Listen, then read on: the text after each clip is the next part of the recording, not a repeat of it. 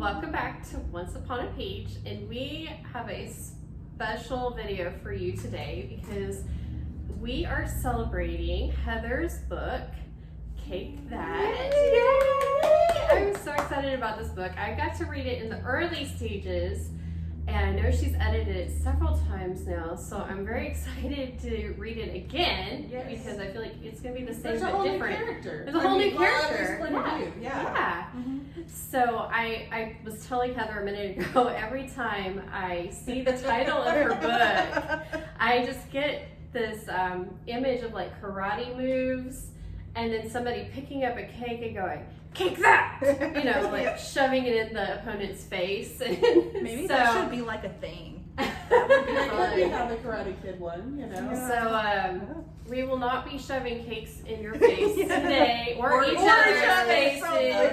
No. But we thought it would be fun because her book revolves around a cake decorating competition, and all three of us have taken some classes in cake decorating and picked up some tricks along the way, and we just thought it would be fun to just share some of the tricks and tips that we have under our sleeves with you guys, and we would love to learn more tricks too because I know I'm still making birthday cakes for my kids and sometimes my husband, and you know, we decorate cookies and stuff, so we always like to learn more things. Well, and these aren't hard tips. These No, aren't like you watch easy. some videos and it's like, oh my gosh, I could never do that, even step by step. Yeah. But these are simple things that we've learned just to make it a little easier on us. So. Yes. And so we're going to start with, which of us is going to go first? All right. Who wants to go first? It'll be a surprise. It'll be a surprise. We'll be right back and one of us will be going first. Go. Hey, so I won the short straw and I'm going first. Okay, so what we're doing is I taught cake decorating for several years, and this is one of my favorite techniques. It's simple and it's called the rosette. And so you can go all the way around your cake and it's just fast, and then you don't have to worry about what your icing underneath looks like because this will cover it up, and it's really pretty. And if Erin will send us some pictures like the ones Yes, you sent me last night, yes, I'll work I them into will. the video. Yeah, I will send the pictures of some of the cakes that I've done.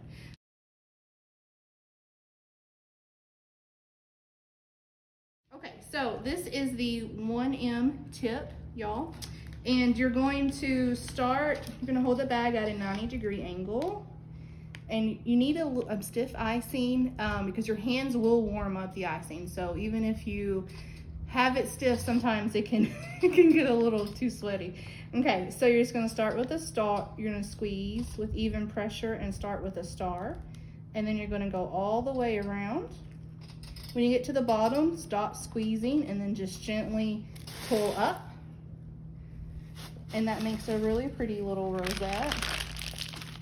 And you can do them in like all different colors. I've done like an ombre look before, and like just gone in different rows will be different colors.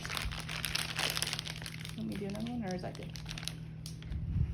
Okay, well, you can do one more? Yeah, do one Okay, more. we'll do one more. I'm almost out of icing, y'all.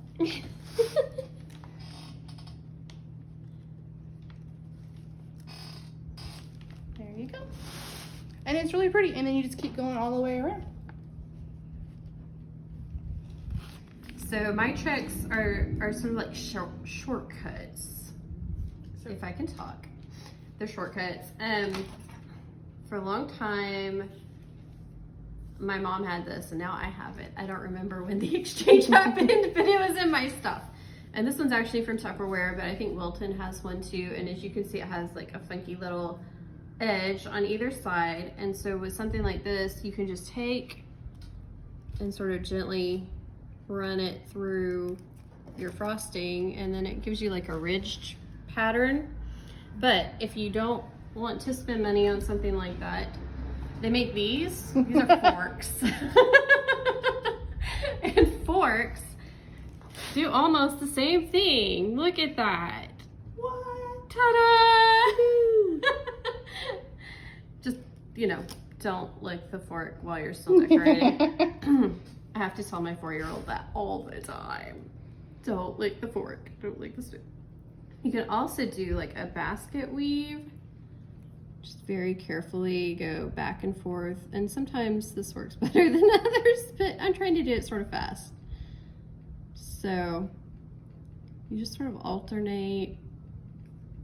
And this is a little messy today, but that's okay. Sorry, my icing was a little soft. Hey, you know what? I can still eat it, and that's all that matters. So that's just a little fun trick.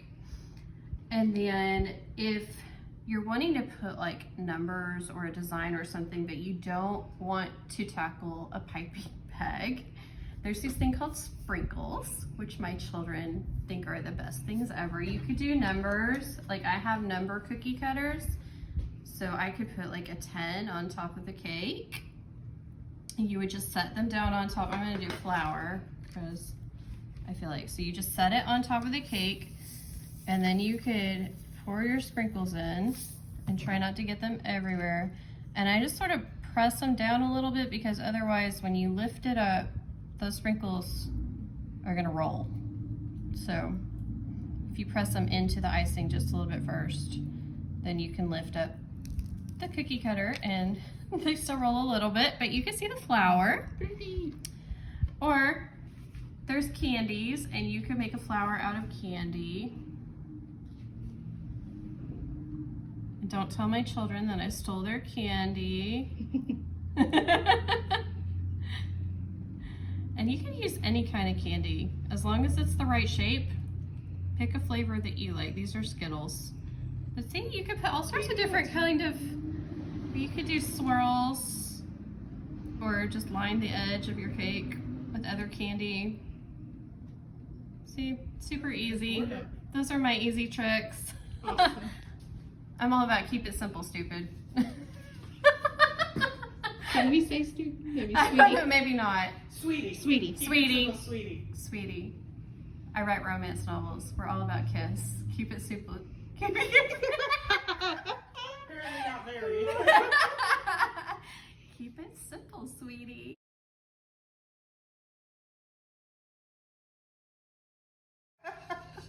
Go. Hey everybody, looks like it's my turn, and I have a couple simple tips for you. One, you'll notice the cakes that I did last night had very thin icing layers on them. In fact, it's almost just a crumb layer, which is always good to do. You put a little meringue powder in your frosting and it'll set up just a little bit hard on the surface, not hard like royal icing does, but just where you can kind of touch it without it just smushing all over the place. And so I did these with a very thin layer, which is why, and a soft layer, which is why it was a little harder to deal with them. But one of the things that you can do when you're icing a cake and you want to get a good layer of icing on there, go ahead and invest in a large tip like this. One of the bags that Erin was using earlier, it just slides right in there and you cut it so that the tip comes out. And then you can ice your cake very quickly after you get that crumb layer on, and it's got a good thick layer of icing to deal with, which will make the tips and tricks that you've seen today work a whole lot better. Also, I'm a lefty and I have atrocious handwriting. My third grade teacher tried. She really did. She kept me in every recess. Yes, of my third grade year. Yes, Amy's making a sad face. Yeah, so that I could learn to write better, and it did not work. So when I go to ice cakes, especially when I'm doing them for other people, I will either do something like this where you can have a number set and you kind of press it into the icing and then you have a good line to write with. Or, as much as I hate fondant, because I really, really do hate fondant, I will roll it out really thin in the color that I want. And I'll use alphabet cookie cutters to cut out the words that I'm using. And then I will place them on the cake. And you can even use fondant with other shapes and things like that if you want some simple decorations. But those are my tricks for actually decorating the cake. But we all know that at the end of a cake making session, you have extra cake left over, either where you've leveled the cake or you've taken your circle and cut it into a flower shape or whatever, you have extra left over, and I'm going to show you what you can do with that so that you're not wasting that extra cake, and that is to make cake balls. And some people really don't understand how to make cake balls, and they end up this clumpy mess. People are like, ew, I don't like this, because you get this glob of icing, this glob of the cake, and it's really kind of gross. But you start off with your extra cake, and you want it crumbed very well. You do not want big chunks. You want it to be almost like sand that you're dealing with. And then this is 1/3 of a cake, so I used 1/3 cup of frosting. And now I'm gonna mix it. And we're gonna kind of cut this part. And when I come back, I'll show you how mixed it gets. Go ahead. You're going to show them how you mix it? We can. Okay. Tell me when. Go. Okay, so this is what it looks like when it's properly mixed. You don't have clumps. It's almost like a Play-Doh consistency. If you notice it crumbs a little bit, you can add a little extra frosting to it. And then I'm gonna take a 1½ tablespoon cookie scoop. You don't have to have it. You can just scoop it out with your hand, that's fine too. And I'm gonna roll it. And then I would normally just go ahead and do up all of the ones that I wanna do. And I usually put them on a wax paper covered cookie tray and stick them in my fridge while I get the others, because usually I'm doing several dozen at one time.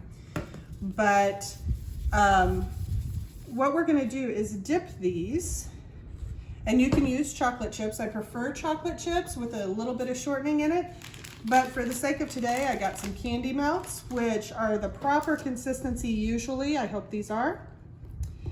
And I melted them in my melting pot. You don't have to have a melting pot. You can use a microwave. And you're just gonna drop them in. Ooh, these are thick still.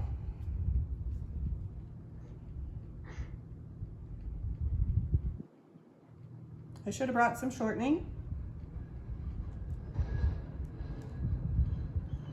And when it is the proper consistency, and you go to cover these, the chocolate will just kind of melt off of them, so that makes a good smooth surface that you've dipped. Like I said, this is a little bit thick, so it's not gonna do real well, but again, it's gonna eat real well, so who really cares, right? Mm-hmm. You can cover these with sprinkles. You can decorate them with royal icing if you're doing something for an event. And it's just a really good way to go ahead and use up the last of that cake that you had from your cake decorating session.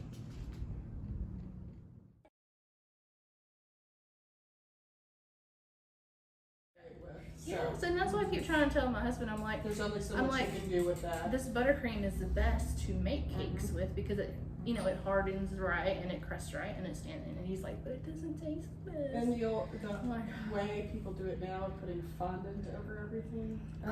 See, I I love, don't like I fondant. love, homemade It's fondant with the Play-Doh for marshmallow. your cake. yes, Done I with use the marshmallow fondant I've to cover heard it's cakes. good, but I've not made Yeah, it. it's better, but I still don't really Okay. like fondant. If you use the homemade marshmallow fondant to cover your cake, just be careful because it does rip and tear easily. It will not hold up for decorations, but it will at least cover it and it tastes better.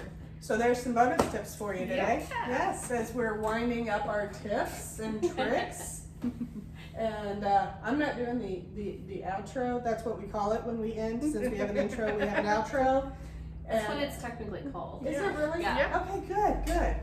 I wasn't for sure because it doesn't sound like a real word. It has become a real word Yes, since yes. all of this technology stuff. So this was really fun. It is fun. I had a great really time. fun. And we hope that you all learned something.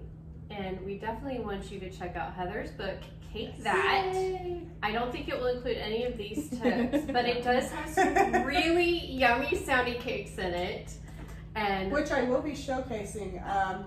I had to research some cakes on Pinterest and on the internet and things like that. And there are a few that I've never tried that I want to try. before the book comes out. So Yes. you can be watching my Facebook page, and I'll be posting videos of my.